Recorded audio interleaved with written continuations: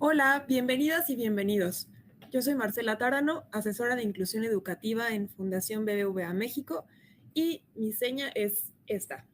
Soy una mujer adulta joven, de cabello ondulado, corto, color café. Uso lentes y hoy tengo unos aretes largos azul con negro. Me da muchísimo gusto estar aquí con ustedes y a nombre de la Fundación BBVA México les doy la bienvenida a esta plática para familias de becarios y becarias chavos con discapacidad que inspiran.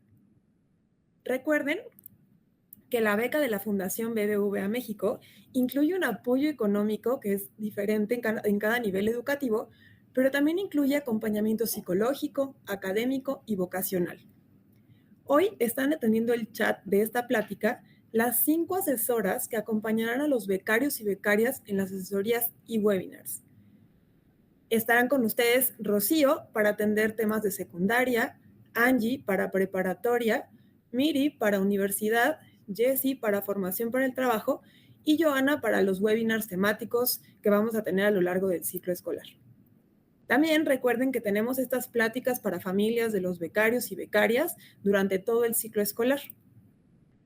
Como parte de estas pláticas que tenemos para las familias, el día de hoy escucharemos la plática Autoconocimiento y autocuidado, hacia una vida plena e inclusiva. Durante la plática queremos recordarles que tenemos interpretación en lengua de señas mexicana, también tenemos subtítulos en español y durante toda la plática estará abierto el chat para que nos compartan sus dudas y comentarios. Mis compañeras, las 5 asesoras que les comenté hace un momento, estarán muy pendientes de sus comentarios, sus preguntas, todo lo que nos quieran preguntar sobre la plática o sobre la fundación y la beca para responderlas durante esta sesión. Quiero platicarles que esta plática autoconocimiento y autocuidado hacia una vida plena e inclusiva sale como una necesidad que ustedes mismas como familias de los becarios y becarias nos pidieron. Recuerden que siempre después de las pláticas les mandamos un formulario y les preguntamos qué temas les gustaría que viéramos en estas pláticas. Y uno de los temas que nos pidieron fue este tema en particular, ¿no? Autoconocimiento y autocuidado de los chavos y chavas con discapacidad. Y antes de esta plática les enviamos un formulario para saber qué les interesaba saber, que las expertas les platicaran sobre este tema. Y estamos muy agradecidas con ustedes porque tuvimos más de 1,500 respuestas en este formulario con comentarios súper valiosos que nos hicieron llegar y que las ponentes de esta plática tuvieron antes de la plática para prepararla. Nos respondieron mamás, papás, hermanos y hermanas y también las y los becarios con sus dudas sobre este tema. Les quiero compartir algunos hallazgos. Lo que más les interesó saber para apoyar a sus hijas e hijos sobre crecimiento emocional y personal fue gestión de emociones, fomentar la autonomía, abordar la sexualidad en adolescentes, autoestima, cómo acompañar los cambios. También les preguntamos qué herramientas o ideas consideran que les ayudarían a fortalecer su propia confianza y la de sus hijos o hijas.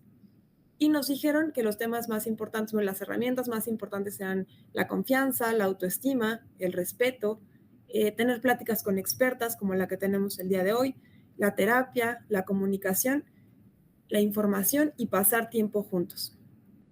Tuvimos más de 60 preguntas muy interesantes que hicimos llegar a las ponentes, como les platicaba, y que ellas las consideraron para construir los temas que hoy les compartirán.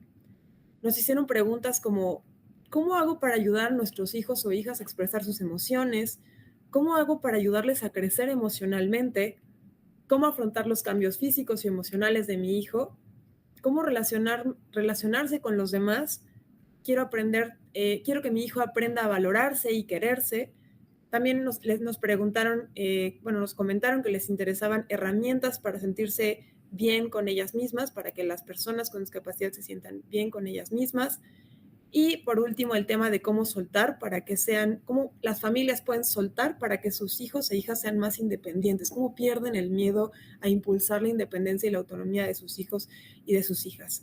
Entonces, como pueden escuchar y ver, pues tuvimos preguntas súper interesantes y les agradecemos muchísimo por estas respuestas tan valiosas que nos ayudaron a construir la plática del día de hoy. Y bueno, sin más, pues les voy a presentar a nuestras súper ponentes del día de hoy. Yo les quiero decir que me siento muy contenta de estar presentando esta plática porque les voy a presentar a 3 mujeres que admiro muchísimo, que llevan muchos años trabajando para la inclusión de personas con discapacidad, cada una desde sus especialidades, pero las 3, pues, grandes expertas. Se las voy a presentar. Son Casilda, Maribel y Jessica. Bienvenidas. Hoy nos acompañan para impartir esta plática. Casilda de Obando es consultora de diversidad e inclusión en Capaxia. Ella es licenciada en Derecho y cuenta con una maestría en Gobierno y Políticas Públicas. Además, cuenta con diversos diplomados en diversidad de género, inclusión laboral de personas con discapacidad y prevención de la discriminación. También nos acompaña Maribel Ortega. Ella es licenciada en Psicología por la Facultad de Psicología de la UNAM. Es orientadora humanista, facilitadora de grupos y psicoterapeuta gestalt.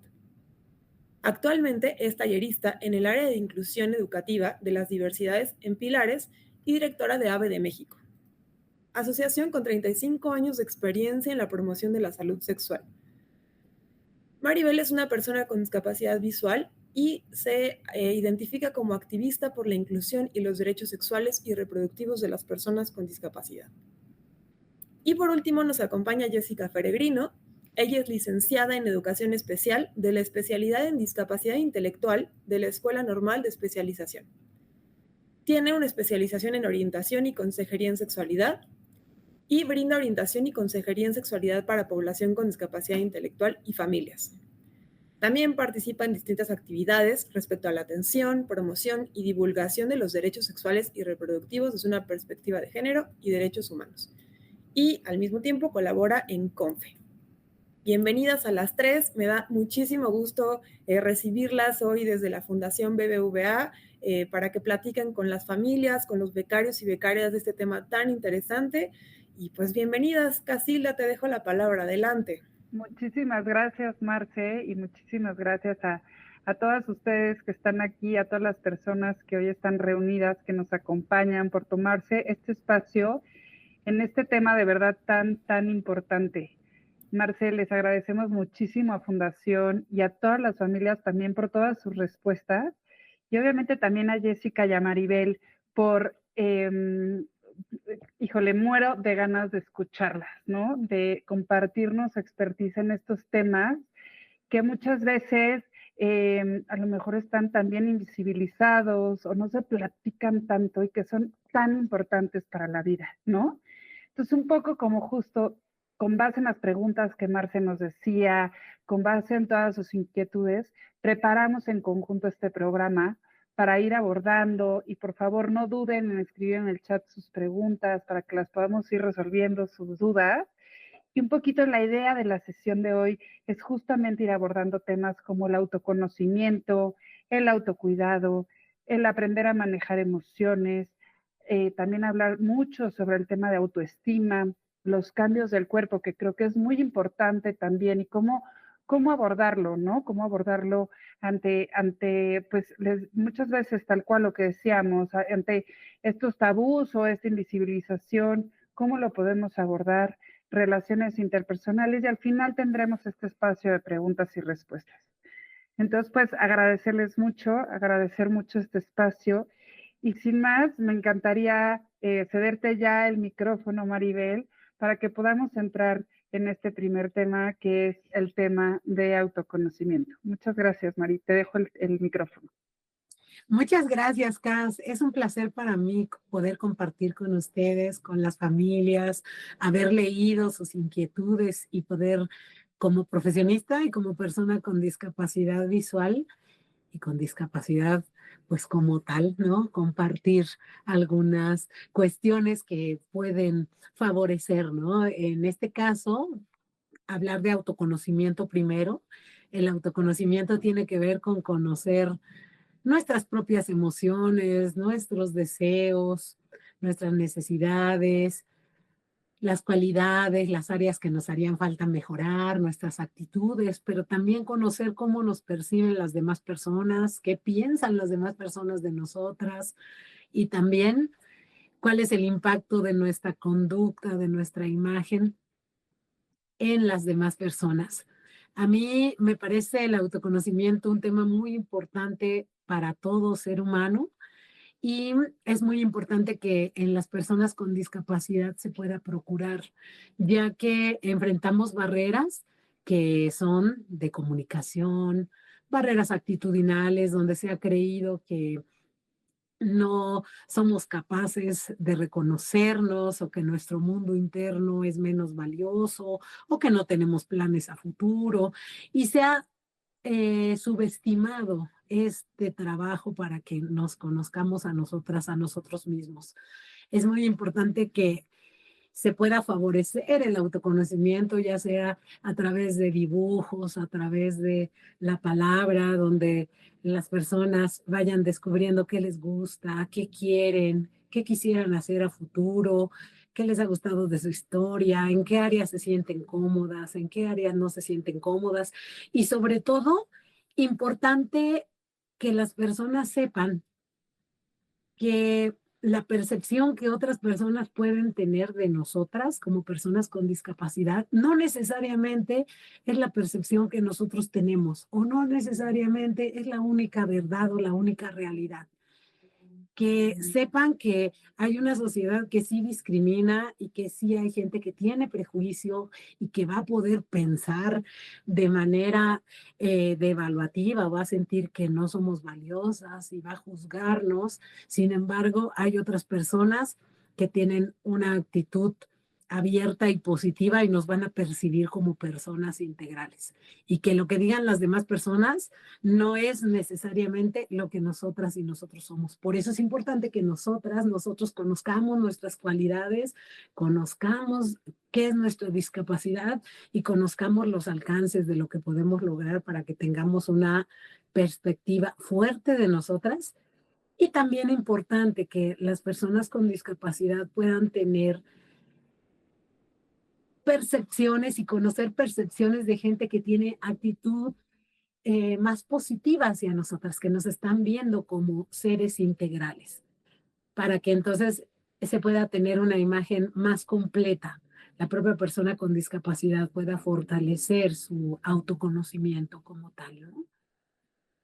Y bueno, el autoconocimiento es muy importante porque nos permite tener una identidad personal más allá de lo que los demás digan o los demás quieran, nos permite tener un bienestar social y personal porque podemos después reconciliarnos y decir, bueno, esto que perciben las demás personas, sí es cierto, sí es parte de mi personalidad, pero esto no. Tal vez tienen un prejuicio y a veces hasta nos podemos volver educadoras para concientizar a la sociedad porque sabemos que a algunas personas pues les hace falta información y también tener paciencia. Yo en algún momento tuve una amiga que primero tenía muchos prejuicios, no se quería acercar a mí, en ese tiempo no era mi amiga, nos tocó trabajar juntas. Y cuando empezó a convivir conmigo, nos volvimos excelentes amigas, pero sí tuve que tener paciencia, porque de repente tenía ganas ya de no hablarle, y mejor que no se acercara porque yo sentía su rechazo. Pero luego como que tuve paciencia de que me conociera y las cosas cambiaron porque se dio cuenta de mí como ser integral, ¿no? Entonces, pues también nos ayuda a tener, desde que nos conocemos y sabemos lo que sentimos, también poder tener una perspectiva eh, un bienestar social y poder tener a veces la oportunidad también incluso de que las otras personas cambien de su actitud en relación a nosotras, ¿no? Favorece también que aprendamos de nuestros errores y también favorece el fortalecer nuestra autoestima. Por eso me parece muy, muy importante este tema de autoconocimiento.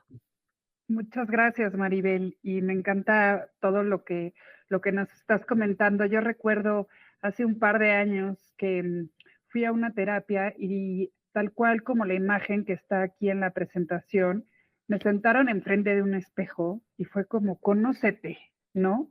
Creo que muchas veces, pues en la vida vas a la carrera y no te tomas a lo mejor el tiempo ni para saber cuál es tu color favorito, ¿no? Y todo esto cómo va impactando pues justo como no tomar este tiempo de autoconocimiento y como decías, construir esta identidad personal, ¿no? Un poquito ahí también como no sé, como, ¿qué más nos puede servir o qué otra herramienta nos puedes dar de o sea, qué podríamos hacer como para tomarnos 3 minutos y decir, híjole, qué tanto me conozco, ¿no? ¿Qué tanto me valoro? ¿Qué tanto eh, impacta esto también en mi autoestima? Efectivamente, pusimos una imagen donde una persona se mira al espejo porque es una forma visual de Ujú. representar el autoconocimiento, ¿no? Es reconocerme a mí mismo y a mí misma. Las herramientas, pues, es desde escribir nuestra propia historia o plasmarla por medio de dibujos o ordenar unas tarjetas para que ahí se pueda representar nuestra historia. Nos funciona mucho a mí me funcionó mucho que me preguntaban el porqué de mis emociones cuando yo era niña, me comentaban el efecto que mis emociones tenían en las demás personas, me preguntaban qué me gustaba y qué quería, iban fomentando mis decisiones, también un poco las consecuencias de mis actos, y me funcionó mucho el que me enseñaran que todas las personas éramos diferentes y no por eso éramos menos valiosas. Que si bien hay discriminación, la discriminación no solo es hacia personas con discapacidad y la discriminación es incorrecta y lo más importante es saber que somos diversas y que está bien y que cada diferencia es adecuada. Entonces esa parte como el reflejo de la otra persona, el modelaje de la otra, que la otra te ponga ejemplos así de, por ejemplo, a mí me gusta esto, a ti qué te gusta, ¿no? Por ejemplo, yo cuando me gritan me enojo o me siento triste. ¿Tú cómo te sientes? Eso funciona mucho el ir haciendo y eso va a servir que también la persona que nos está acompañando también se conozca más, ¿no? Porque también va a explorar porque el autoconocimiento también debe de ser para las familias y para la propia persona con discapacidad. Claro, claro, Maribel, muchísimas gracias. Y justo, Jess, como que esto, bienvenida y gracias también, Jessica, por estar aquí con nosotros, pero creo que el autocuidado viene completamente de la mano, ¿no? O sea, uno es el conocerte a ti misma, como decía Maribel, también cómo eso permite sobrepasar sesgos, sobrepasar prejuicios que todas las personas tenemos, ¿no? Pero también hablando de esta identidad personal, de pues al final tener una autoestima sólido, creo que es fundamental el autocuidado, ¿no, Jessica? Y pues aquí nos gustaría dejarte este espacio para que nos compartieras. Sí, creo que es necesario enfatizar que cuando hablamos un abordaje de cómo ir reconociéndonos, pero también cómo vamos reconociéndonos a partir de los demás, tendríamos que basarnos en 3 principios, que es conocernos, aceptarnos y expresarnos. Bajo estos criterios es que nosotros construimos con o sin discapacidad, como seres dignos, como seres con validación, una construcción de significantes. ¿Qué quiero decir con eso? Generamos todo un recorrido de habilidades, aptitudes, valores, capacidades, y que todo esto sumado va a ir construyendo un proyecto de vida.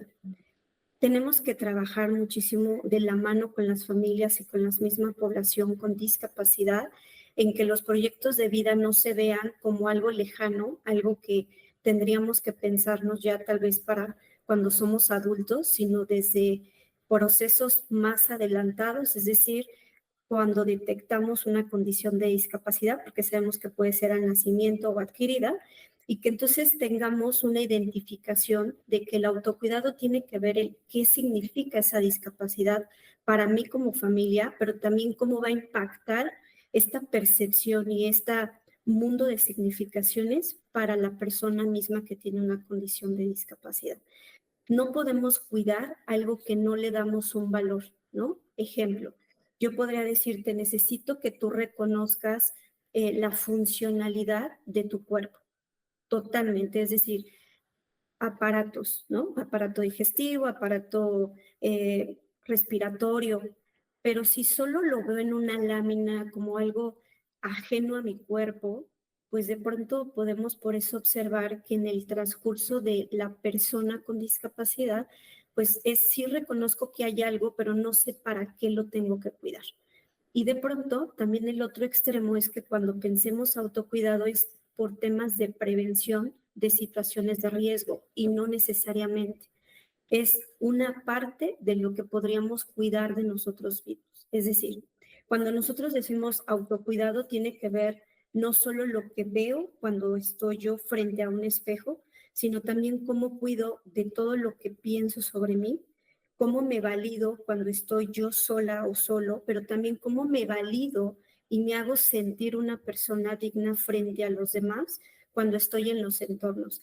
Mi compañera Maribel lo mencionaba, los entornos a veces pueden tener todavía estos ejes de discriminación, de violencia, incluso de segregación, pero eso no debería generar el mantenerme en estos espacios, sino también en ese autocuidado, saberme que me puedo retirar de estos espacios, también validarme desde hacer visible todas estas acciones que pudieran no favorecerme y que también cuando yo me autocuido, quiere decir que entonces hacia los demás les muestro que lo que yo siento, lo que yo quiero, lo que yo requiero son apoyos y que entonces el estarnos esperando hasta que el entorno nos acepte, eso ya no podemos esperarnos más, las familias son testigo de esto, necesitamos avanzar en el sentido de que la persona empiece a tener una apropiación para que después entonces, independientemente de los entornos, la persona sepa retirarse, sepa quedarse, sepa interactuar,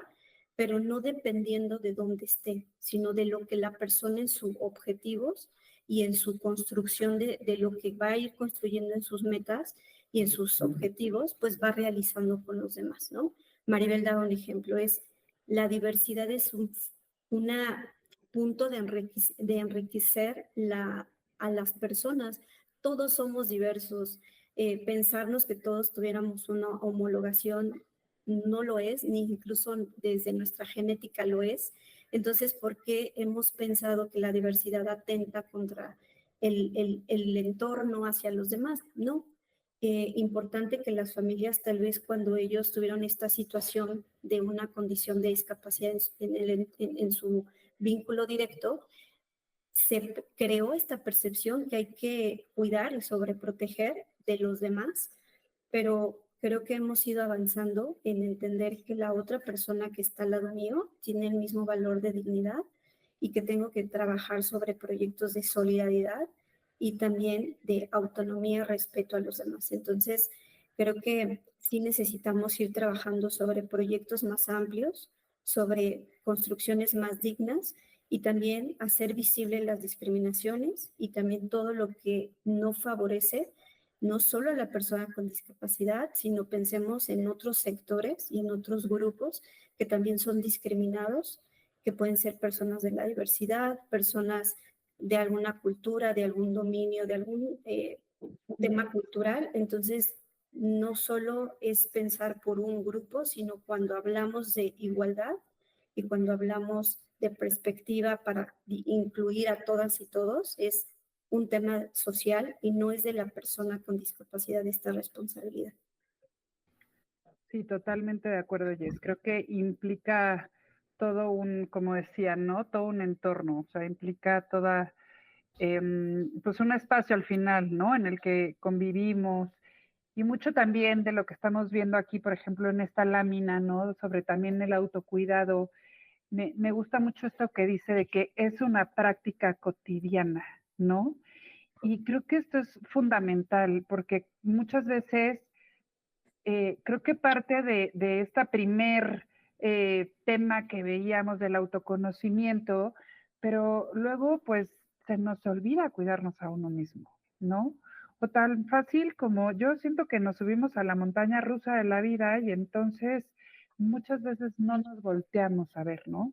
Entonces, ¿qué otras recomendaciones, Jess, nos puedes dar aquí? Como diciendo, ok, es una práctica cotidiana, pero ¿qué podríamos hacer? Por ejemplo, aquí decimos, bueno, el buscar apoyos, se me hace fundamental las redes de apoyo, ¿no? Hay veces que a lo mejor crees que estás descubriendo el hilo negro y alguien más ya lo vivió y te puede dar este apoyo, ¿no, Jess? Entonces, no sé, ¿qué otras prácticas cotidianas nos puedes dar para mantener este autocuidado que nos dice aquí, pues es del día a día?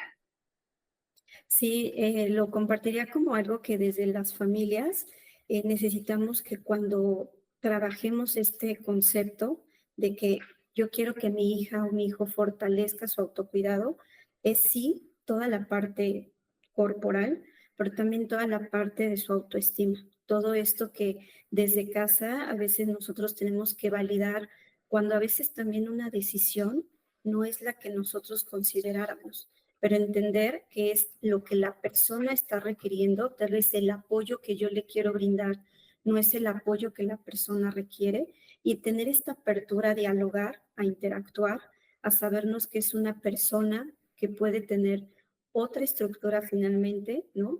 Y que el autocuidado que yo le puedo dar tal vez puede generar un exceso de cuidado para él o para ella. Entonces, estamos pensándonos que estamos trabajando con adolescentes y de ahí hasta adultos. Entonces, bajo este parámetro es importante que, claro, va a haber puntos en donde tú le digas, oye, ¿puedes ir a esta actividad? Pues sí, sí puedes realizarla, puedes ir con unos compañeros de tu entorno.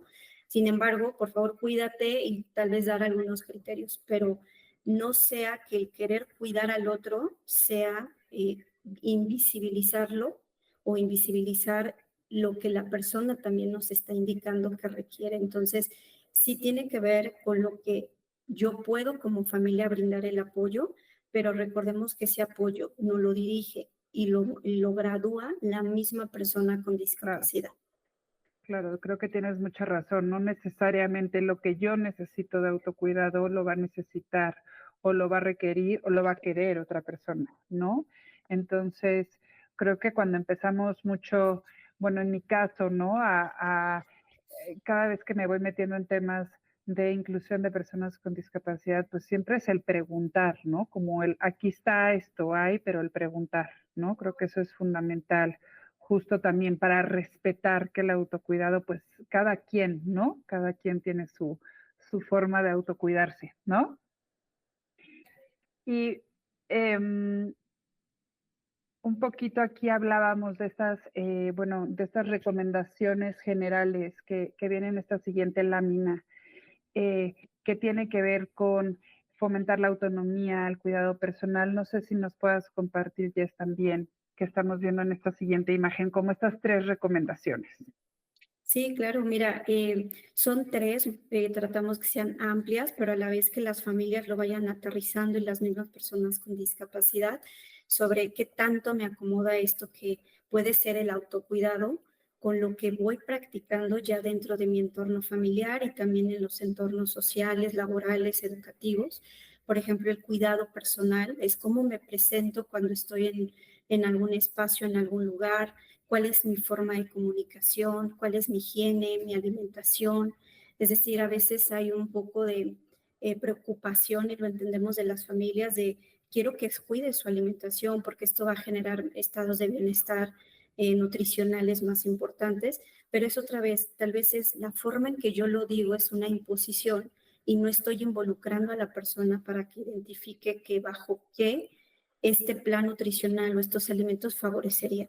Algo importante, las rutinas, la identificación de toma de decisiones donde la persona empieza a decir y a tener una diferencia en las familias de qué me quiero poner, cómo me lo quiero poner, si esto me combina, esto no, porque a veces es tápate, es que hace mucho frío, es que tal vez va a llover y la persona no tiene la misma regulación metabólica que yo y tal vez yo puedo estar queriendo que se abrigue más y la persona, aunque sea un adolescente y un joven, de pronto ellos también se sienten que pueden estar siendo minorizados como tratados de maneras infantilizadas. Entonces, por eso les decía, es importante validar todos estos cambios, que si son decisiones que de pronto pueden tener errores, se vale, pero también entonces cuando veamos el error, trabajar en cómo podemos modificar esa conducta o ese comportamiento, pero no desde el descalificar el de que, ya ves, te lo comenté, yo te lo dije, es que si me hubieras hecho caso, es también hay que permitirles el margen del error, como cualquier ser humano, que también pueda tener esta posibilidad de, pues decir, si me consideré que quería hacer esto, pero no me funcionó de esta manera, bueno, veamos qué otra maneras o alternativas tuvieras para resolver este tema de tu cuidado personal, ¿no? Por ejemplo. Claro que sí, Jessica. Creo que me parecen fundamentales estas recomendaciones y bueno, también lo que decíamos, ¿no? Sobre estas redes de apoyo, ¿no? También creo que es fundamental a la hora de hablar del tema de autocuidado. Y bueno, pasando aquí a al siguiente tema, Mari, quería comentarte, no sé si estamos teniendo problemas técnicos porque te vemos un poquito oscura. No sé si alguien puede apoyarnos por allá a prender la luz. Ay, que está lloviendo. Yo creo que se oscureció, porque la luz yo pienso que sí está prendida. Ah, ok, está lloviendo muy, muy fuerte por ahí. Sí, porque así la apagué y así ya prende. Sí, Ahí está, ahí ya estamos, perfecto. Sí, sí, ok. sí, ya estamos. Es que sí, luego las lluvias. Ah, sí, sí. Y bueno, pues muchas gracias, María. Ahí está perfecto. Ahora sí. Y pasaremos a bueno, siguiente tema que es justo, ya nada más cerrando, Jess, aquí, que el autocuidado no es hacerlo sola ni solo, ¿no? Sino que justo lo que decíamos, es esta red de apoyo, ¿no? Para el cuidado de uno mismo con los apoyos necesarios. Y bueno, Maribel, ahora sí, pasando a este siguiente tema que tiene que ver con el aprender a manejar las emociones. Claro. Para aprender a manejar nuestras emociones, primero necesitamos identificar lo que estamos sintiendo. Por eso hay una imagen donde alguien está respirando, concentrándose en sí misma, en sí mismo, y después de identificarlo, poderlo expresar. Entonces hay imágenes, ¿no? Ya de expresión de las emociones de diferentes maneras, ¿no? Sin embargo, para identificarlas, primero necesitamos garantizar, en el caso de las personas con discapacidad, que puedan tener un sistema de comunicación y que puedan saber cómo se llama cada emoción. Cómo se llama, cuál es su seña, o que la puedan identificar en un catálogo de caritas. Entonces, identificar sus sensaciones y cuál es lo que se llama frío, qué se llama calor, a qué se le llama miedo, a qué se le llama felicidad. Y eso podemos irlo reforzando conforme se vayan presentando esas emociones en la persona, irle reforzando cómo se llama, qué es y que luego ya la vaya identificando, ¿no? Y todas las personas aprender a nombrar nuestras emociones de la manera en que nos sea posible y después pues aprenderla a expresar, aprenderlas a comunicar. En esta comunicación pues puede ser desde, les decía, señalar caritas que vayan acorde a cómo alguien se siente o hacer las señas, y entonces debemos de compartir un sistema de comunicación que entendamos mutuamente. En la lengua de señas mexicana, en el caso de contar con familiares y personas cercanas en nuestro entorno que son sordas, que en general sí es así, ¿no? En nuestra comunidad va a haber, y a veces en nuestras familias también, el lenguaje oral, ¿no? El escrito, para que podamos expresar, para que se pueda expresar y se pueda saber lo que cada quien está sintiendo, y nosotros también les podamos expresar lo que nosotros sentimos como familia, ¿no? Sirve mucho el modelar otra vez, ¿no? Yo me enojé porque me gritaste, ¿no? Soy tu familiar, pero me dio coraje porque me gritaste, ¿no? O sea, tú tienes discapacidad, pero a mí me dio coraje porque me sentí lastimado, me sentí agredido, agredida, ¿no? ¿Tú cómo te sientes, no? Y favoreciendo ese diálogo. Y algo importante en el manejo de emociones posterior a expresarlo, pues es reconocer también cuál necesidad está atrás de esa emoción. Si me siento feliz, ¿qué es lo que motivó mi felicidad? ¿Y qué necesito? Tal vez necesito compartirte mi felicidad. O si me siento enojado, ¿qué estoy necesitando? Estoy necesitando poner un límite, estoy necesitando que se me quite algo que me está incomodando, ¿no? Si me siento triste, ¿qué necesito? Un abrazo. Cada quien ir aprendiendo lo que necesitamos, entonces desde ahí ir buscando como el porqué de esa emoción. ¿Qué me pasó que me originó esto? Y si se puede atender la necesidad en ese momento, la podemos atender. Si no, como decía Jess, dialogar y explicar que en ese momento no se puede, pero mientras, ¿qué podemos hacer para que nos sintamos mejor? O no podemos en este momento salirnos, pero tal vez podemos caminar aquí porque a lo mejor ya te sientes muy aburrida, aburrido, muy eh, inactivo. Ya, ¿qué sí podemos hacer, no? Es Claro. cómo vamos a satisfacer esa necesidad. Ujú. Este, Sí, y Mari, bueno, y lo veo mucho, ¿no? O sea, justo ahorita que dices de las emociones. Primero creo que el aprender a identificarlas, ¿no? Lo que dices, que estoy sintiendo, porque hay veces que creo que estoy sintiendo enojo, pero en realidad es tristeza, ¿no? O estoy sintiendo felicidad, pero pues a lo mejor es un exceso, no sé, confianza, ¿no? Como identificar que puedes tener miedo, nerviosismo, etcétera. Y también, ¿no? Como bien dices, o sea, ¿qué necesito? Y también cómo puedo regular, ¿no? Eso creo que es importante. ¿Cómo puedo justo regular un poquito cómo me estoy sintiendo, ¿no?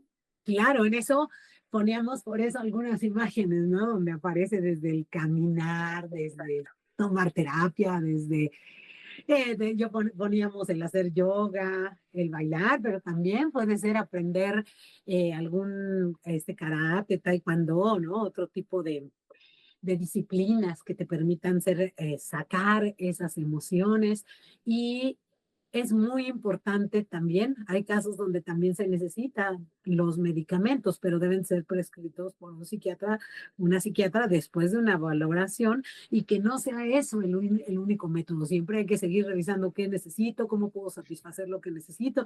El medicamento solo es para regular cuando se llega a necesitar. A veces no se necesita, a veces sí, eso solo lo valora un especialista en casos que son desbordados de emociones de personas, ¿no? Que tienen emociones muy intensas, muy cambiantes, pero a veces lo único que les faltaba era saber explicar lo que sentían porque no sabían cómo dar nombre a sus emociones. Claro, Y alguien que no tiene un sistema de comunicación y que no sabe expresarlas, pues se va a mostrar más frustrado, frustrada, porque no va a saber cómo se llama lo que le está pasando, ¿no? Entonces eso es muy importante.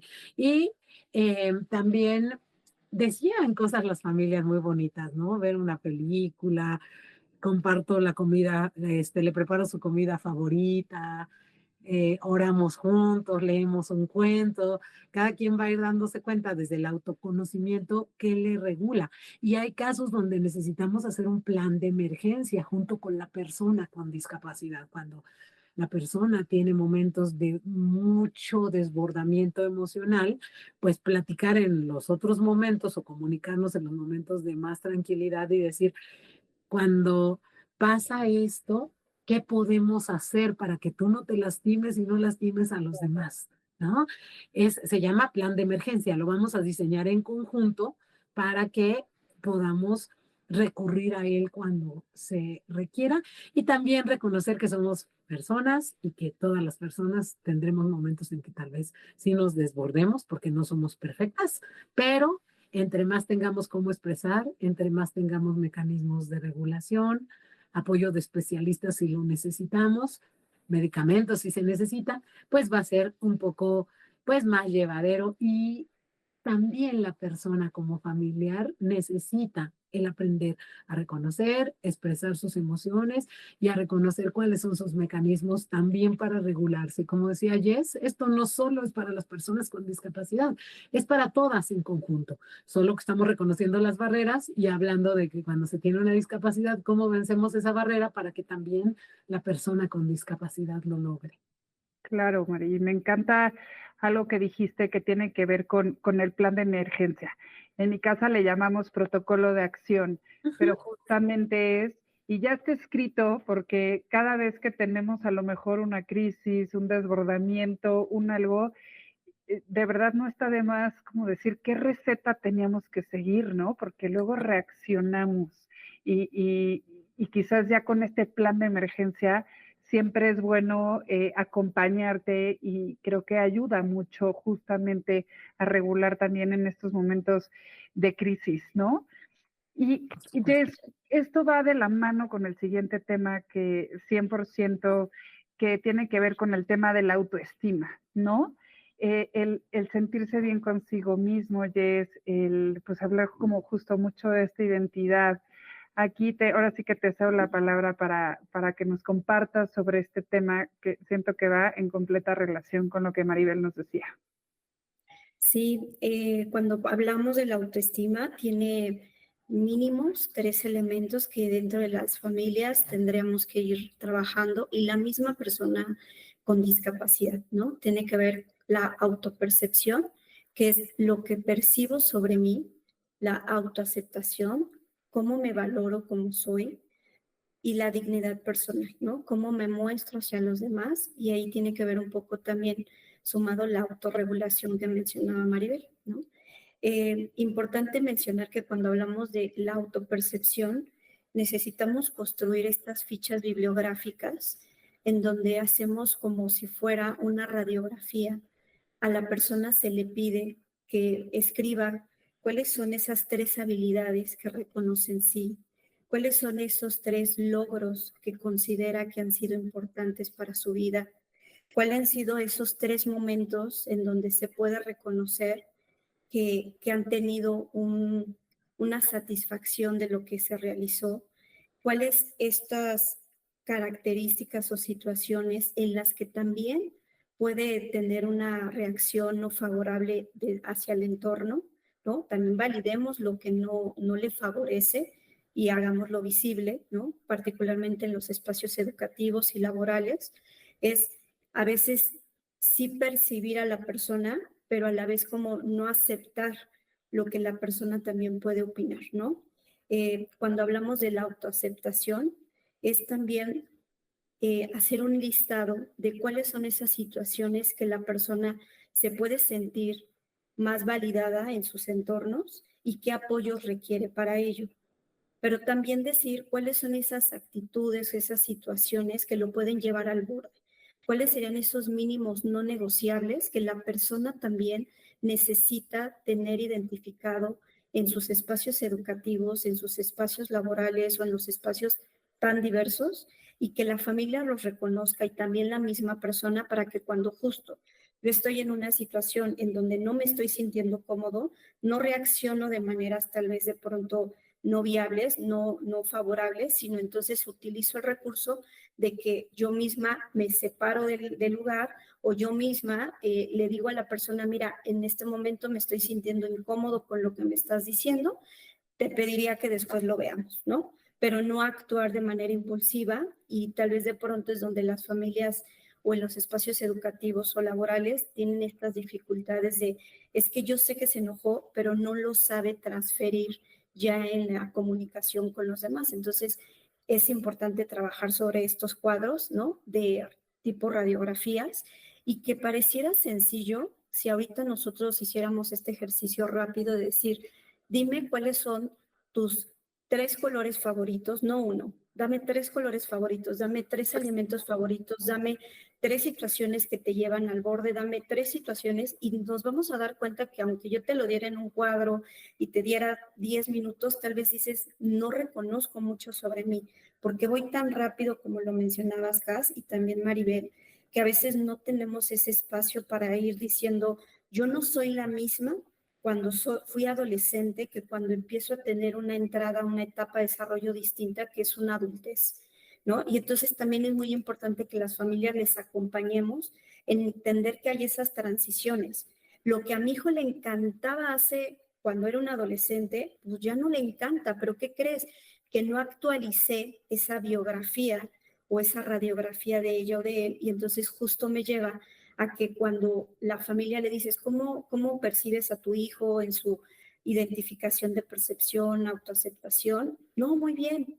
Pero cuando haces este ejercicio con la persona con discapacidad, te das cuenta que no se reconoce con validación, con dignidad, ¿no? Y entonces es donde hay que sincronizar tanto lo que esté pasando con la familia a partir de estas biografías y estos reconocimientos, y también esto trasladarlo en los espacios educativos, ¿no? Es muy importante que si las familias de pronto tienen apoyos externos como espacios de terapia, espacios de autorregulación, algunos proyectos o programas específicos de atención, no sé, conductuales o algo en la rama, ¿no? incluso estos tableros de comunicación alternativos aumentativos, también los hagan partícipes en sus entornos, porque a veces no es que a la persona la quieran discriminar, sino es que a veces en los empleadores o en las escuelas tampoco han recibido un acompañamiento sobre modelos de inclusión y sistemas de apoyos.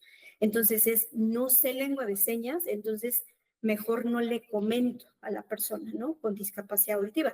Pero la persona con discapacidad auditiva puede percibir que no le están dando una validación en su entorno. Y a veces de verdad es tan evidente que cuando se logran estos puentes de entablar lo que está percibiendo la persona con lo que sí está pasando en el entorno, a veces solo es un proceso de hacer ese match, de dar esa radiografía de esto es lo que la persona nos está reportando y el cómo entonces las personas de los entornos, incluidas las familias o los entornos educativos o laborales, pueden favorecer, ¿no? Ese tema de autoestima.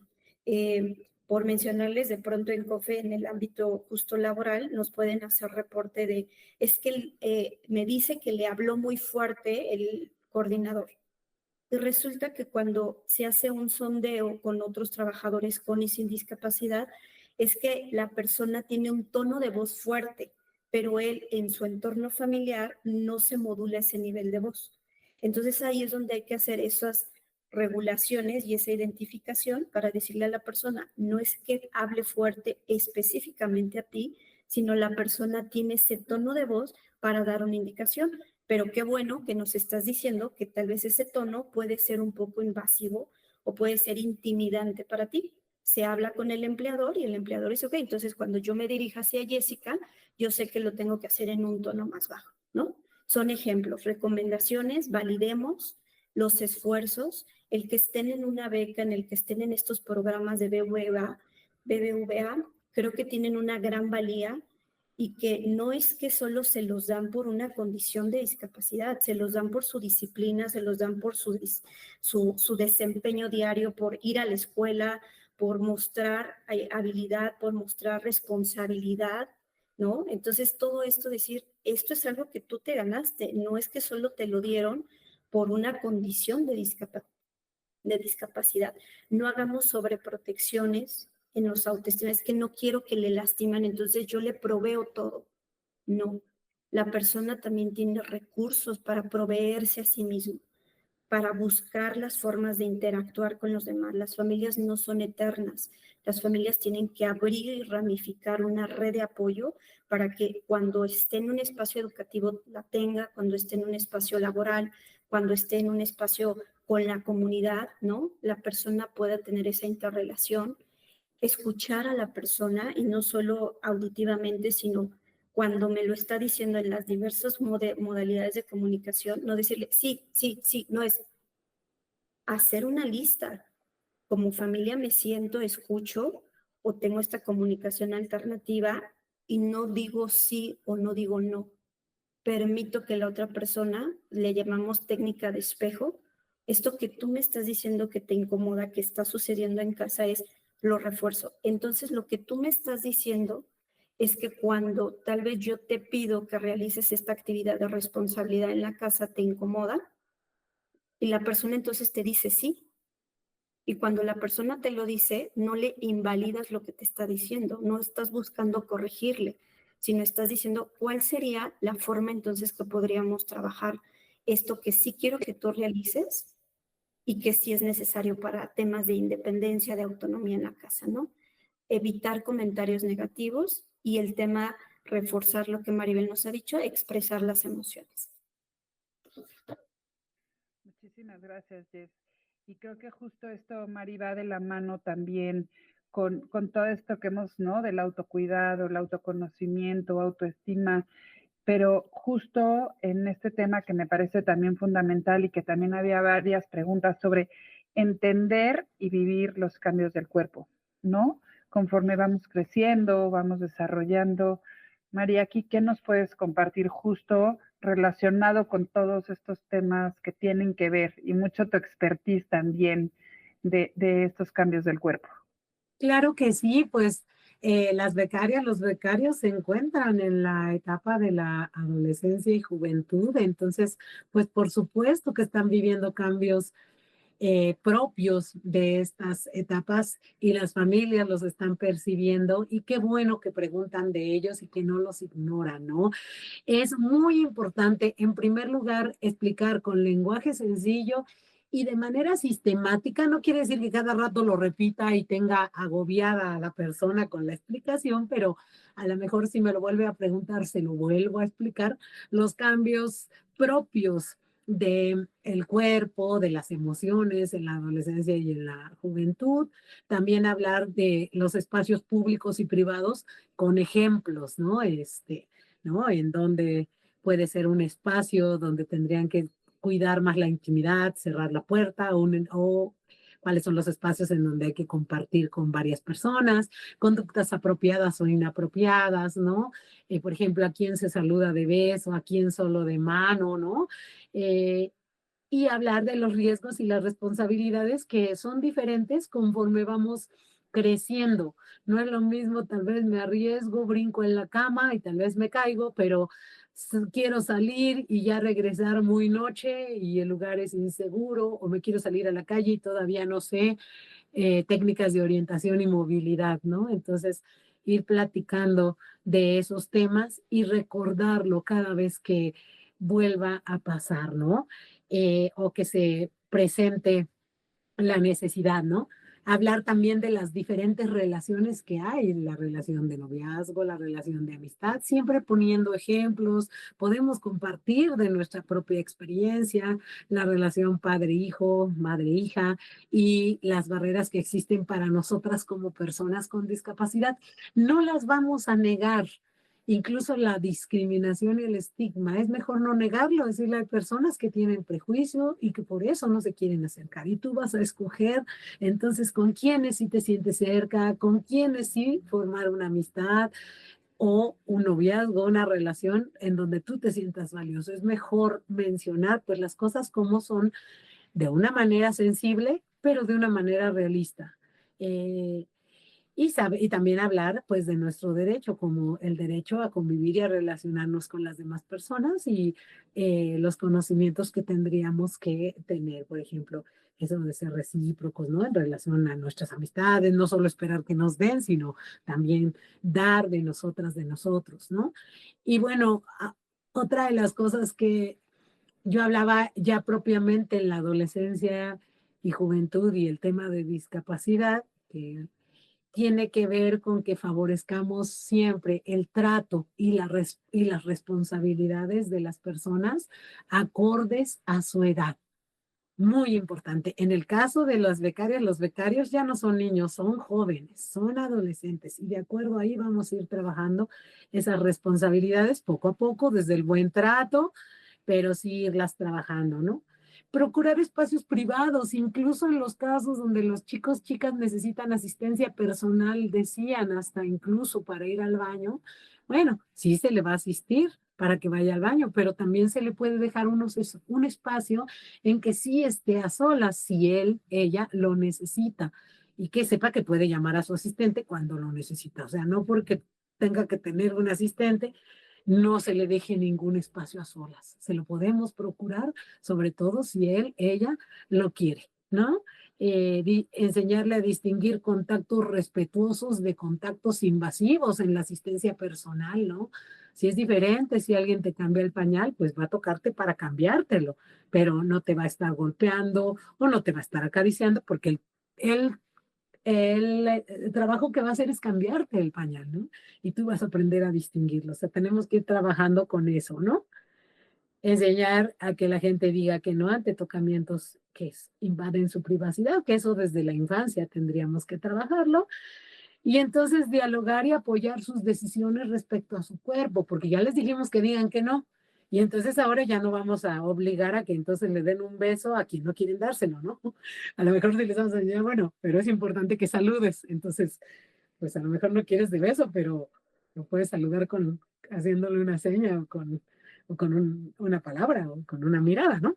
¿No? Y bueno, las redes de apoyo importantes y el enseñar el autocuidado directo en el aseo personal, en la gestión menstrual, en la prevención de infecciones de transmisión sexual. Y eso tiene que ver con aprender a hacerlo paso a paso, así como les enseñamos, ¿no? A lo mejor a quienes, de acuerdo a las posibilidades, han aprendido otras cosas, ¿no? Por ejemplo, algunas cosas que hagan en su aseo personal, por ejemplo, a la hora de ir al baño, a la hora de bañarse, en las cosas que sí puedan participar, porque hay casos en los que necesitan una asistencia más profunda, pero hay cosas en donde hay que puedan ser partícipes, ¿no? Y que puedan decir cómo se están sintiendo o comunicarlo y participar en algunas cosas y participar de manera gradual y en algunos otros casos se puede lograr que se participe de manera total, ¿no? Entonces, poco a poco se va a ir trabajando, depende de cada persona, ¿no? Eh, mm, y bueno, pues hablábamos de la formación integral de la sexualidad para las juventudes con discapacidad y las familias como algo también muy importante, ¿no? Claro. Ujú. Sí, creo que justo, ¿no? Son todos estos cambios que tocas varios temas que podríamos estar profundizando un rato, ¿no? Pero creo que desde, a ver, desde el cambio corporal, yo recuerdo cuando era joven, o sea, bueno, cuando iba pasando a la adolescencia, que no sabía ni cómo pedir un desodorante, ¿no? Claro, O sea, como que hay a veces tantos tabús o no sé si alguien me gustaba y entonces cómo era esta relación de confianza con mi mamá o con mi papá para platicarle del tema. Y bueno, en fin, ¿no? Creo que tener toda esta información justo hoy en día de identificar el tema de redes de apoyo, pero justo, ¿no? Los tratos acorde con la edad, en fin, Marisa, me hacen como temas de verdad del aseo personal que son fundamentales que los abordemos ¿no? Con un poco más a lo mejor de apertura. ¿Qué opinas?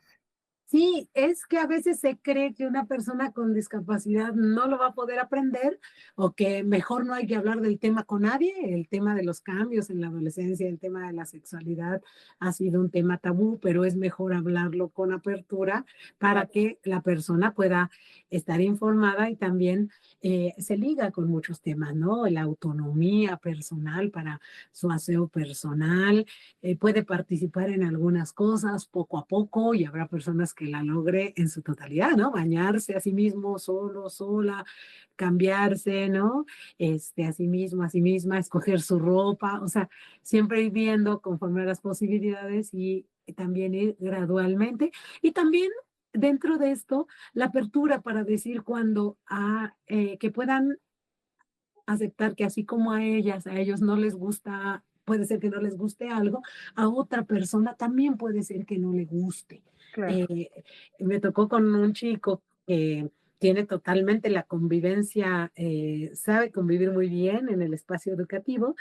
En algún momento uno de sus compañeros que es ciego, como este chico llegó y como que lo abrazó, pero no le avisó y al señor no le gustó, ¿no? Le dijo, no, es que a mí no me gusta que lleguen y me toquen así, a mí me gusta que me digas quién eres y después que me toques. Y después yo ya lo trabajé con el chico. Él tiene discapacidad intelectual, con quien yo lo trabajé. Le digo, ¿te acuerdas lo que nos dijo tu compañero? Dice, sí, dice, se molestó. Dice, le digo, sí, porque a él no le gusta que llegues y lo toques por sorpresa. Él quiere que le hables primero y es importante respetar lo que él quiere. Dijo, ah, sí, gracias, ya, porque ya tiene muy claro que cuando nosotros le explicamos algo, como que lo recapacita, porque ya hemos ensayado y su familia también en que él ponga atención a lo que se le pide y se le vuelve a explicar. Eso sí hay que tener pacientes, sí habrá personas que tienes que explicarles más veces, otras no, pero pues así somos los seres humanos, ¿no? De por sí. Y en la parte de quién nos gusta, qué importante poder hablar de lo que sentimos, qué importante nuestro derecho a vivir pues un noviazgo, a vivir un amor. Claro, vamos a ponernos de acuerdo, que la gente sepa eh, que debe estar en un espacio donde no se le obliga algo que no quiera, que pueda ser monitoreada y te pueda contar lo que va pasando en cómo va la relación, si se siente bien, si no se siente bien, ¿no? Como ir gradualmente eh, favoreciendo espacios que no le pongan en riesgo, pero que le permitan expresarse. Sí, Mari, de verdad qué importante todos estos temas que estás tocando. Y justo ya para ir cerrando Ujú. en esta, la verdad, plática tan interesante de todo lo que nos han compartido, cómo ya todo esto impacta o cómo todo esto va construyendo en estas relaciones interpersonales, ¿no? El justamente ya cómo pasa adolescencia, autoestima, que tiene que ver aquí justo todos estos vínculos con otras personas, los vínculos sociales. Sí, los vínculos son algo inevitable, ¿no? A veces las familias es cuando entra la adolescencia algo que les pone como en alerta. Creo que los demás pueden transgredirle, los demás le pueden lastimar, es que se va a enamorar, es que le van a romper el corazón, es que, y es que, y es que. Entonces a veces las familias también necesitan estos espacios para hablar de que las relaciones interpersonales suceden porque somos seres sociales y la discapacidad no está ajena a eso, independiente del coeficiente intelectual, porque a veces en el caso de intelectual lo mencionan, bueno, pero es que tal vez su cuerpo está en un desarrollo psicosexual de 25, pero su CI me dijeron que es de 12, ¿no? Entonces, como está desfasado, entonces vamos a movernos a una edad de 12 y no a lo que la persona está expresando en su cotidianidad, ¿no? Desde los entornos. Entonces, es importante situar a las familias que el coeficiente intelectual, en el caso intelectual, lo aclaro, no tiene nada que ver con el desarrollo psicosexual. La persona va a tener un comportamiento hormonal y correspondiente a la edad que la persona tiene, no a nivel intelectual. Entonces, si partimos de esa línea, por eso mi hijo, mi hija, cuando ve pasar a una persona, puedo identificar que hay una atracción, que hay un gusto, que empieza a ver artistas que empiezan a ser sus referentes, que también me empieza a expresar su identidad, ¿no? Es decir, ¿qué prefiere? Si le gustan las mujeres, cómo le gustan esas mujeres, si le gustan los hombres, cómo le gustan estos hombres, qué le gusta de estas personas. Cuando entramos al tema de interrelaciones, antes de pensar en una relación, también tenemos que pensar en que empieza a ver desde antes pinceladas en donde yo puedo ir reconociendo como persona con discapacidad qué me empieza a atraer, qué me empieza a gustar, que me empieza a generar mayor como referencia hacia mí y que también me empiezo a dar una identidad sobre ello, ¿no? Entonces, los vínculos tanto afectivos como vinculados a un tema de una relación ya de pareja tienen que ser parte del ser humano. Lo que yo entiendo es que hay que acompañar a las familias en también dar este alcance de que puedan vivenciar estas relaciones. A veces las familias están más cómodas cuando son entre pares, es decir, las mismas discapacidades o diferentes, pero entre discapacidades. Y tal vez en lo que yo percibo para una relación aparentemente más viable, no lo es para mi hijo con discapacidad. Tal vez él tiene una atracción y un gusto y una preferencia particular de personas que no tienen discapacidad. Y ellos en las consejerías te lo dicen. Mi perfil de pareja, mi perfil incluso de amistades, ya no solo de un noviazgo, es incluso mis amistades las prefiero sin discapacidad. Tal vez podríamos explorar que no sé si por ahí de fondo hay una cuestión de rechazo, porque ha vivido un tema de rechazo por su condición. Ese sería un tema que trabajaríamos aparte, pero no desvalidamos esto y sí decirle, pues igual, o sea, ¿por qué necesariamente le tendría que gustar a mi hijo o a mi hija alguien con discapacidad? Me lo pienso al revés. ¿Será que a mí me genera más seguridad una relación o un vínculo con un par que si no lo fuera? Y entonces desde ahí trabajar con las familias. Las personas con discapacidad también se vale que nos digan, oye, a mí me gusta esta persona, por ejemplo, en un espacio educativo, en un espacio laboral, pero también trabajar con ellos el tema de que lo que a ti te gusta, lo que a ti te interesa de esa persona, no es recíproco. A nosotros, en las partes de estas biografías que hacemos, es, claro, tú dime todo lo que te gusta de esta persona, de tu trabajo, pero ¿qué crees? Que tal vez para esa persona no le eres una persona atractiva, no eres una persona que le puede generar un interés de vínculo. Y entonces, si me dice la familia, es que por eso yo no quiero que esté en este trabajo para que entonces no lo rechacen, es que el vínculo lo va a buscar ya sea en el trabajo, en la calle, en el transporte, en los diferentes traslados que realiza la persona, hasta en redes sociales, ahora todo este manejo de los dispositivos y las aplicaciones. O sea, no podemos hacernos de ojos cerrados y decir, yo no lo quiero ver, yo no quiero reconocer que mi hijo ya es un adulto o que mi hijo te está identificando que quiere una relación con otra persona, ¿no? Yo invitaría más a las familias que cuando de pronto empecemos a ver que, por ejemplo, vamos en la calle, vamos en algún lugar, a una fiesta, una reunión, y entonces veo que mi hijo, mi hija se chivean, se empiezan a arreglar más, también es importante esa comunicación porque de pronto también nuestros jóvenes pueden construir vínculos que no son lo que se está percibiendo hacia los demás. Ejemplo, la persona con discapacidad se empieza a arreglar más, se perfuma, se cuida más su autoimagen para ir a un trabajo o ir a la escuela.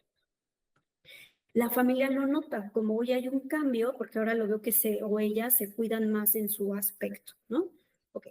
Sin embargo, después empezamos a ver que tal vez para la otra persona empieza a sentir un acoso, empieza a sentir una incomodidad de la persona en el sentido de, es que cuando me ve me manda besos, cuando me ve me deja cartitas en la mesa, cuando estoy pasando quiere todo el tiempo estarme saludando. Entonces, eso es muy importante, entender con ellos y trabajar que los vínculos tienen que haber una corresponsabilidad, un ir y venir, y que tenemos que identificar cuáles serían esas pautas para yo saber que esa persona puedo establecer una relación de amistad, puedo establecer una relación afectiva y que incluso pueda trascender a una relación de mayor formalidad en la relación. La otra, tampoco nos vayamos al otro extremo. A veces queremos fomentar las relaciones, pero muy planeadas. Ejemplo, yo conozco en una institución una persona con discapacidad, me cae muy bien su familia y entonces intentamos de manera un poco forzada hacer un vínculo. No, los vínculos se dan de acuerdo a la persona y que más bien una vez que los identifiquemos, hablemos sobre ese perfil, pero no hagamos relaciones, cuidado en eso en las familias, de estar queriendo hacer esas relaciones de match pensando que eso es lo mejor para nuestro hijo o hija, de esto es mejor a no tener nada. No, porque otra vez, a veces hay personas que no quieren también una relación de un vínculo de pareja con alguien. En el caso de autismo o Asperger, ellos tal vez no tienen ningún interés de vínculo, ¿no? De tener a alguien así súper al lado y entonces la familia, no, pobre, es que se va a quedar sola. No, otra vez, no generalicemos, esta es una plática general, pero siempre identificar que también no pasa nada si mi hijo o mi hija no muestra un interés y un vínculo afectivo o de relación con una persona. No hay que espantarnos y pensar que algo está mal. No, mi vínculo no es el mismo que la otra persona, independientemente que incluso tuviera una discapacidad, ¿no? Por ejemplo. Sí, Jess, muchísimas gracias. De verdad que ha sido increíble escucharles con todas estas recomendaciones, todo esto que nos han platicado. Y creo que estamos llegando un poco ya a esta parte en donde me gustaría compartirles, porque tenemos muchísimas preguntas. De verdad que gracias a todas las personas conectadas por su participación, por sus preguntas. Y que dejemos estos últimos minutos, bueno, todavía tenemos un ratito para ir resolviendo estas dudas o estas preguntas que tenemos del público. Entonces, pues bueno, Jessy y Mari, les quiero invitar a que hagamos aquí una especie de conversatorio, un panel, ¿no? Y que les voy a ir compartiendo las preguntas que tenemos. La primera es, ¿cómo podemos expresar lo que es discapacidad para que comprendan nuestras limitaciones?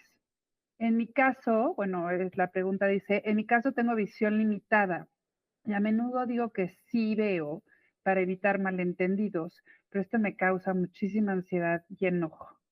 ¿Qué recomendarían ustedes para justamente que las otras personas comprendan a lo mejor estas limitaciones? Yo creo que en el caso de esta situación se llama baja visión. y es muy poco comprendida porque ven que la persona sí ve algunas cosas y a veces dicen, yo creo que me está engañando porque el otro día la vi que estaba viendo su celular o que estaba escribiendo, pero el otro día pasó frente a mí y no me saludó porque no comprenden que en la baja visión a veces no ves de lejos, no ves de cerca o no ves en la noche, etcétera. Entonces creo que lo mejor es ser claros con los demás y decirles, soy persona de baja visión y yo no alcanzo a ver de lejos, yo no alcanzo a ver cerca, yo necesito tales apoyos. Sin embargo, bueno, tengo tales habilidades y por eso estoy aquí trabajando o por eso vengo a pedir este puesto de trabajo o por eso me gusta convivir con ustedes porque tengo estos intereses comunes. Creo que hay que ser claras y nombrarle a nuestras discapacidades por sus nombres para que las demás personas las comprenden y si necesitamos informarnos más de nuestra propia discapacidad, pues informarnos para que lo podamos explicar más. Y que sobrepasen también las otras personas, ¿no? Porque muchas veces son sesgos, son prejuicios, ¿no? Y falta de información. Entonces creo que eso que dices, ¿no? El informarnos nos ayuda mucho también como para apoyar a sobrepasar, ¿no? También estos sesgos, estos prejuicios. Exacto. Gracias, Mari. Y dígame, bueno, Jess, yo creo que esta pregunta va para ti, pero ¿cómo gestionar también emociones en niños no verbales? Sí, mira, aquí creo que ya entraría toda la parte de comunicación aumentativa y alternativa. Nunca pensemos que llegamos tarde a, bueno, es que si No. no hay comunicación verbal, entonces estemos perdidos, ¿no? La persona tiene siempre la manera de comunicarnos qué va a requerir, cómo lo va a requerir. Y tenemos casos de personas de mayores apoyos, ¿no? Con discapacidades múltiples y que utilizan estos tableros. Estos tableros se van explorando, se van construyendo con la persona, se van familiarizando, se van utilizando en la cotidianidad, se van quitando imágenes, se van quitando pictogramas, se va quitando todo lo que tal vez yo considere que hice una rutina de secuencias, por ejemplo, para el autocuidado de la higiene de la estructura del baño, y tal vez cuando lo empiezo a trabajar con la persona, pues percibo que pues no, la ficha 3 no corresponde a la secuencia que continuara para la persona. Entonces, los tableros de comunicación siempre se traen como disponibles, ya sea de manera de muñeca o también se pueden traer como tarjeteros. Es importante, unado a la pregunta anterior, es otra vez familiarizar al entorno y a las personas que están ahí respecto a cómo se hace el uso de los tableros de comunicación. En el caso, por ejemplo, de Asperger y autismo, que podremos ahí requerirlos, también la lengua de señas, se ha identificado que la lengua de señas no solo es para la comunidad sorda, sino para intelectual también, y que también la podríamos integrar como un sistema de comunicación. Les diría que también podríamos buscar páginas, por ejemplo, Arasac con doble R, es una aplicación libre española, pero que yo la utilizo mucho para hacer construcciones de secuencias y después monitorearlas, después regularizarlas y después ya hacerlas del uso común, ¿no? Entonces yo invitaría a que exploraran este tipo de materiales. A veces hay familias que dicen, yes, yo no puedo imprimir y estar construyéndolas todas. Hay creatividad, hay familias que hacen dibujos, hay familias que hacen recortes, hay familias que estas secuencias las ponen en los espacios de la habitación de la persona, otros que son tableros externos para la comunidad, para la comunicación, pero sí, sí hay alternativas, ¿no? Nunca pensemos de, si no hay comunicación que yo pueda escuchar, entonces Claro. invisibilizamos, no, al revés. Gracias, Jess, me encanta. Y a ver, aquí les va otra que dice, soy una persona con ansiedad y pánico. ¿Cómo afecta a mi autoestima esto?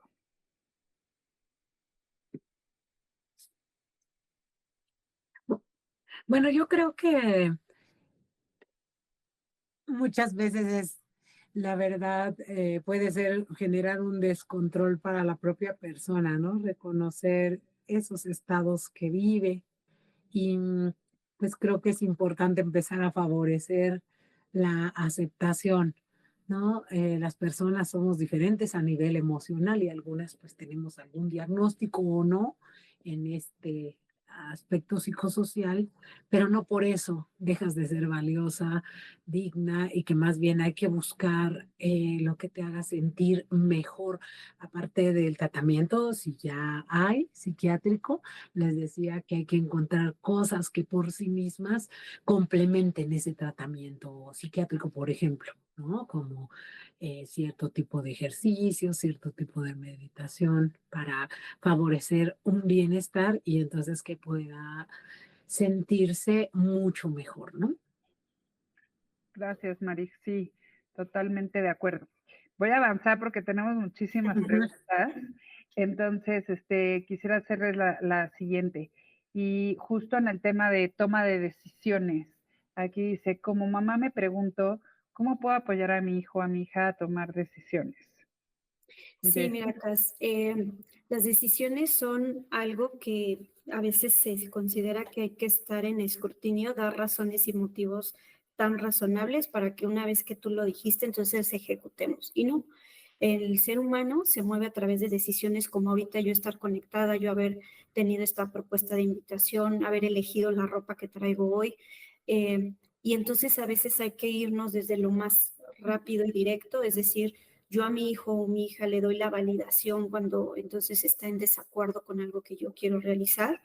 Mi hijo o mi hija, por ejemplo, pues pensando que ya son adultos, por ejemplo, tienen actividades fuera con sus compañeras y compañeros y no lo limito a que entonces si no son con las amistades que yo quiero, con las que únicas que puede salir, eh, tenemos que trabajar mucho en esa posibilidad del error. Yo entiendo que hay familias que les genera justo mucho miedo esta posibilidad de equivocarse por parte de sus hijos e hijas, pero también esa es la manera en que uno entiende cuál sería la causa-efecto de una decisión, ¿no?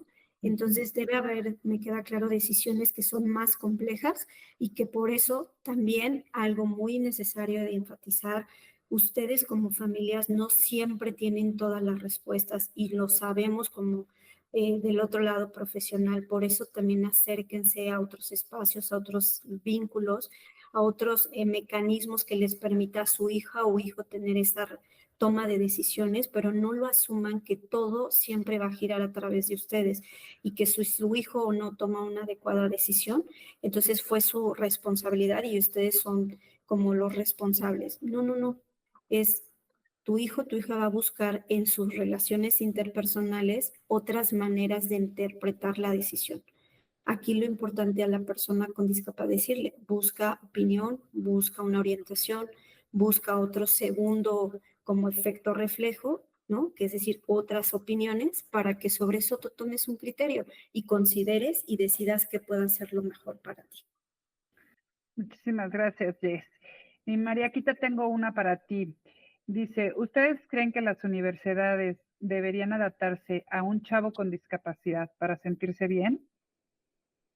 Pues es que es responsabilidad también de los sistemas educativos tener espacios accesibles y que sus programas consideren condiciones de accesibilidad. La verdad es que ningún espacio está totalmente adaptado y nosotros pues no nos esperamos a que estuviera adaptado y por eso estudiamos y somos algunas personas que somos profesionistas, no todas, es mucho menos porcentaje de personas con discapacidad que es profesionista que las que no tienen discapacidad porque hay muchas barreras. Entonces, creo que sí tendríamos que luchar porque cada vez haya más condiciones de accesibilidad. No es de que se vayan a adaptar a nosotros, es que van a quitar las barreras que limitan nuestro desarrollo, ¿no? Entonces, tener materiales digitales accesibles, si en algunos lugares han incluido intérpretes de lengua de señas, tener libros en lectura fácil, tener guías podotáctiles, algunas cosas que van a facilitar y van a favorecer que haya menos barreras y que más gente acceda. Totalmente, Maribel. Sí, completamente de acuerdo en este tema de las barreras. Creo que es fundamental, ¿no? Justo para lograr esta inclusión. Así Y, es. y vamos a pasar a un tema que también me encantó, Marit, y va otra vez aquí, yo creo que para ti esta pregunta, que tiene que ver con, dice, tengo un hijo adolescente de 13 años, tiene discapacidad motora.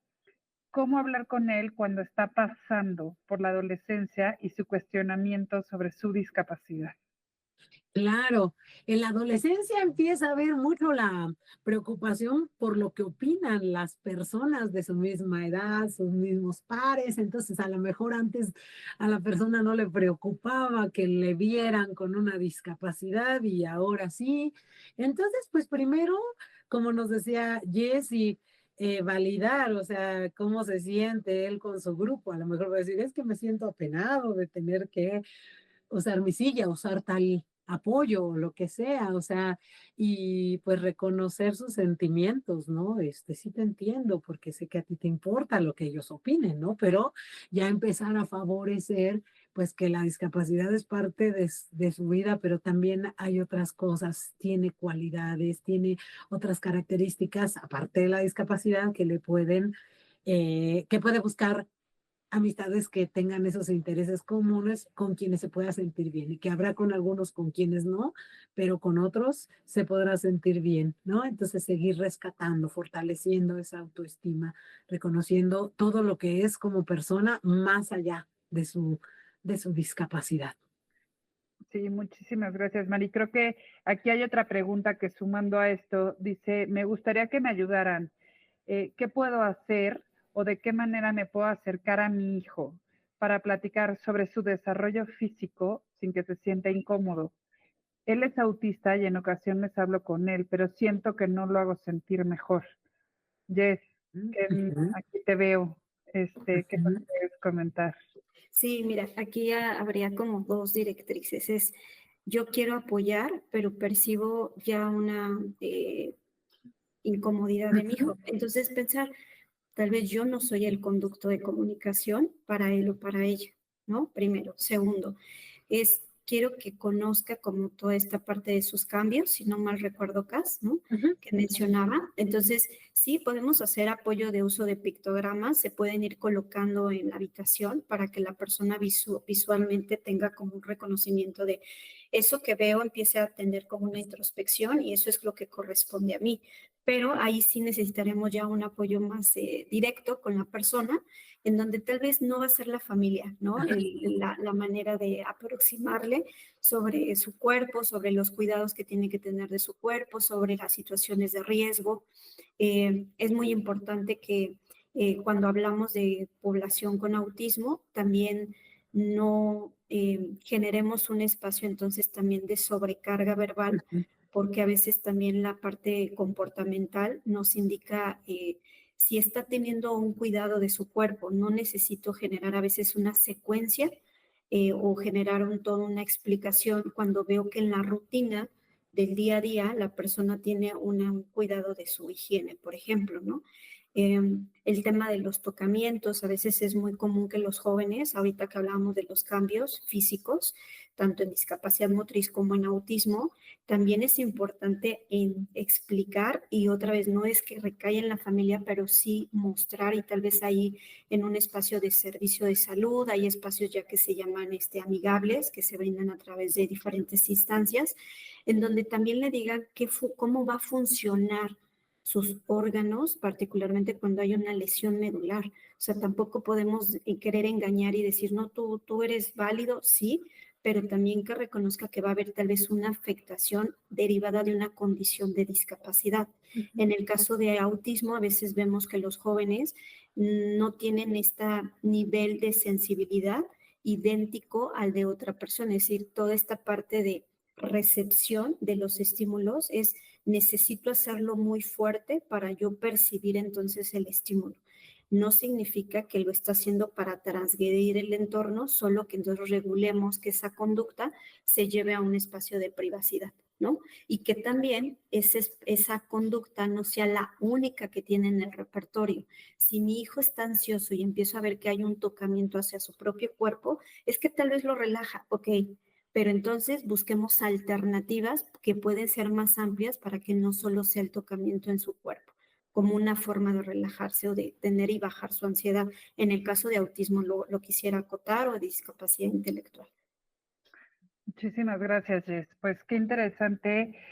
Quiero cerrar con este último comentario que tenemos de aquí bueno, tenemos muchos, pero bueno, quiero compartir este último comentario que dice, hola, buenas tardes, tengo discapacidad visual, estoy con mi familia, Saludos a todos, gracias a BBVA por estas pláticas. Me ha pasado lo mismo como usted, Maribel. A veces no somos nosotros, sino el desconocer sobre el tema de la ceguera. De a poco nos conocen como personas y se logra la amistad, ¿no? Justamente, cuando nos van conociendo, cómo se va logrando la amistad. Claro, ya cuando empiezan a convivir y empezamos a convivir siendo completamente lo que, lo que somos, ¿no?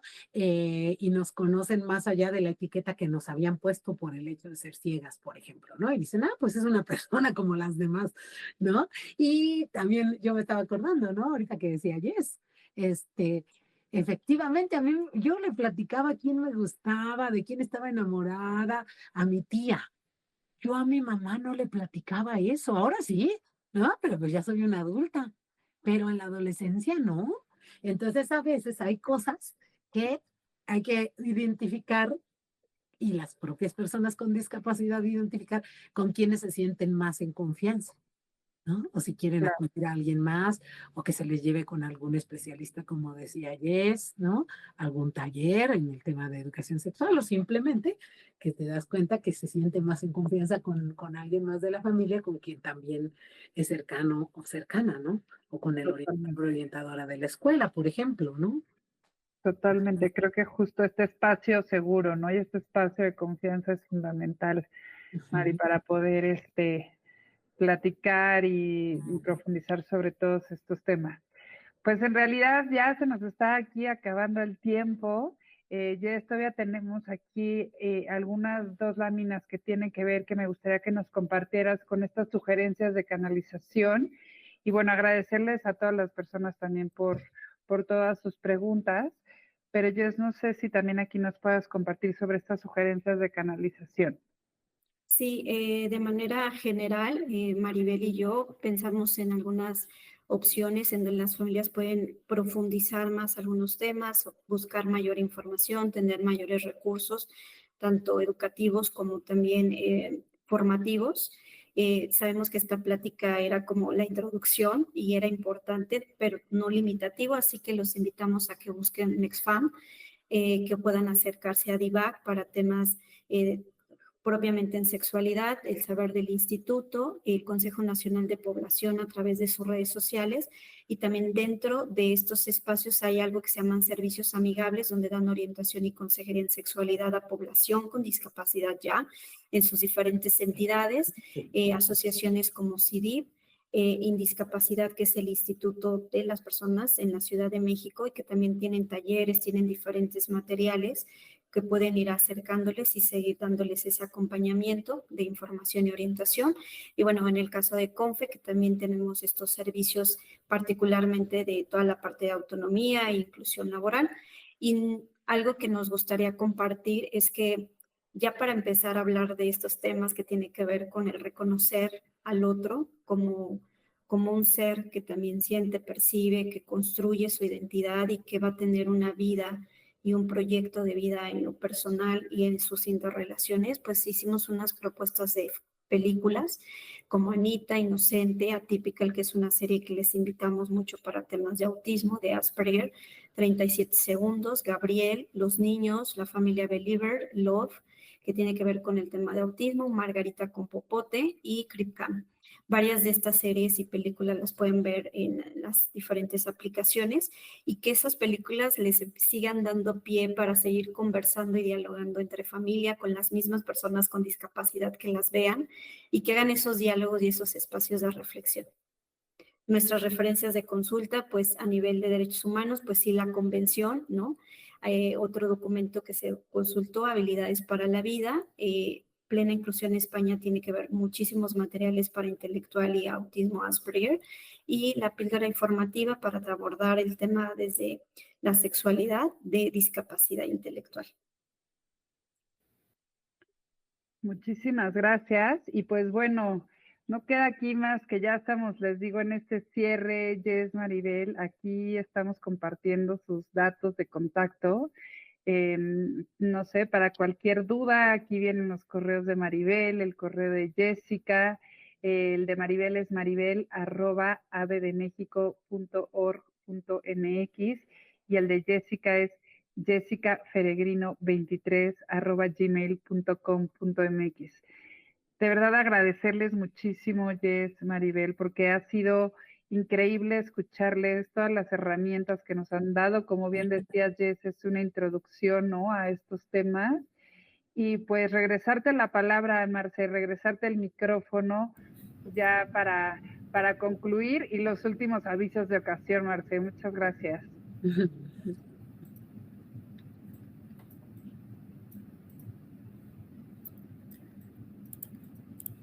Muchísimas gracias.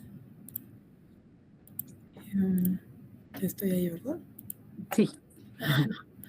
Muchísimas gracias, Cas, Maribel, Jessica, de verdad que qué gusto escucharlas, siempre es un gusto escucharlas y este tema que tanto nos habían pedido las familias que abordáramos, me comentaban nuestras ponentes que son demasiados temas, ¿no? Las preguntas que nos hacían las familias, los intereses, son demasiados para abordarlos en una hora, nos gustaría estar horas y horas platicando de estos temas, pero nuestras ponentes eligieron los más importantes, o al menos para empezar a hablar de este tema. Entonces, muchísimas gracias, de verdad es un tema súper valioso y yo me quedo con algo que comentaban, que este es un tema importante no solo para las personas con discapacidad, es un tema incluso para las mismas familias, ¿no? Como personas también es un tema importante para las familias, la autoestima, el autocuidado, el autoconocimiento, etcétera, ¿no? Solo que para las personas con discapacidad hay menos información, hay más barreras, ¿no? Quizás hay más prejuicios para hablar de estos temas. Entonces, qué importante, pues, estos espacios, ¿no?, que nos comparten ustedes para empezar a hablar de estos temas y, pues, sí, hablarlos en confianza con estas expertas que llevan tantos años trabajando en el tema. Quería comentarles que tenemos varios comentarios en el chat sobre el interés en el tema de acoso y violencia escolar, el tema de bullying. Tuvimos ya una plática de este tema que la pueden encontrar en la página de Fundación BBVA México. A ver si mis compañeras me apoyan a ponerla en el chat. Ahí pueden encontrar todas las pláticas las pueden encontrar ahí grabadas y entre ellas esta plática que nos preguntaron en el chat. Y esta misma plática, la plática de autoconocimiento y autocuidado, también se va a incluir en estas pláticas grabadas en la página de la Fundación. Y pues bueno, también hemos recibido muchísimos comentarios en este momento durante el chat de lo enriquecedoras que son para ustedes estas pláticas, ¿no? Temas como el que vimos hoy y que además muchos becarios y becarias están junto con sus familias, entonces eso solo refuerza el tema del que nos hablaban nuestras ponentes, ¿no? La importancia de pues esta confianza de sentarte con tu familia a escuchar una plática de un tema como autocuidado y autoconocimiento, ¿no? Y como decía Mari, quizás no siempre voy a tener esta confianza con mi mamá, pero quizás la tengo con una tía, con una prima, ¿no? También acercarme a estos expertos, a las páginas, a las organizaciones que son expertas en el tema para también tener información de esto. Y bueno, pues además de agradecerles a nuestras ponentes, agradecerles a ustedes, queremos compartirles algunos recordatorios. Primero que nada, nuestras formas de contacto, que siempre recuerden las formas de contacto con la Fundación BBVA México y para el programa Chavos con Discapacidad que Inspiran. Si alguien está interesado, recuerden en solicitar una asesoría académica, psicológica o vocacional individual, pueden escribir al correo asesoríasbecarios.mx@bbva.com. Igual mis compañeras se los va a poner ahorita en el chat. Si tienen dudas de sus trámites, como mi continuidad escolar, la transición, el cambio de nivel, todos estos trámites administrativos, o también si cambiaron de correo electrónico, cambiaron de celular, por favor escríbanos a becasdiscapacidad.mx@bbva.com. También para dudas generales tenemos nuestro Contact Center de Fundación BBVA, que es el 800-999-1045. Ahí pueden llamar de lunes a viernes de 9 a 6, hora de la Ciudad de México. Y por último, queremos compartirles un último dato de contacto que es muy importante. La Fundación BBVA México tiene una vinculación con la Fundación Origen y tenemos la línea que inspira. Si alguien, tanto becarios como familias, sienten tristeza, confusión, enojo, miedo o cualquier sentimiento del que quieran hablar o se encuentran en un momento en el que quieran buscar un espacio de contención, de escucha, pueden llamar a esta línea que están ahorita viendo en la pantalla, les están compartiendo la lámina en la pantalla. De cualquier forma les voy a decir el número es 800 999-1045. No, perdonen, ese es esa es la línea origen, la línea que inspira. Ahí pueden llamar para comunicarse para la línea que inspira y van a ser atendidos por especialistas, atención psicológica, acompañamiento en momentos en los que requieran ser escuchados o acompañados. Y si son un becario o becaria con discapacidad auditiva que utilizan lengua de señas mexicana, les pedimos que por favor nos escriban a asesoríasbecarios.mx@bbva.com para agendar una asesoría con interpretación en lengua de señas mexicana. También queremos recordarles que no se les olvide hacer su proceso de continuidad escolar, de cambio de grado escolar. Es indispensable para permanecer en el programa que hagan este trámite. Si no lo han hecho, háganlo o escriban al correo de dudas administrativas. También recuerden que constantemente les compartimos diferentes formularios que es muy importante que contesten. También es un requisito para permanecer en el programa, el formulario de autonomía, el formulario de calidad de vida y recientemente les enviamos el formulario de talento que inspira.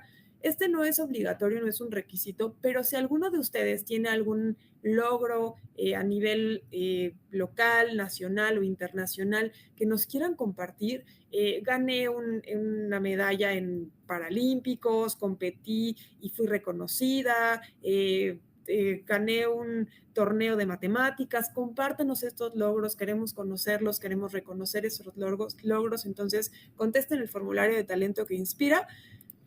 Y bueno, por último, recordarles que recuerden lo que les decía al principio, la beca no solamente es una beca económica, sino incluye pláticas como la del día de hoy y las asesoras les estarán enviando invitaciones a eventos, pláticas como esta, jornadas, oportunidades de estudios y también responder este tipo de formularios que les enviamos, que nos ayudan a conocerles mejor y a acompañarles de forma más cercana.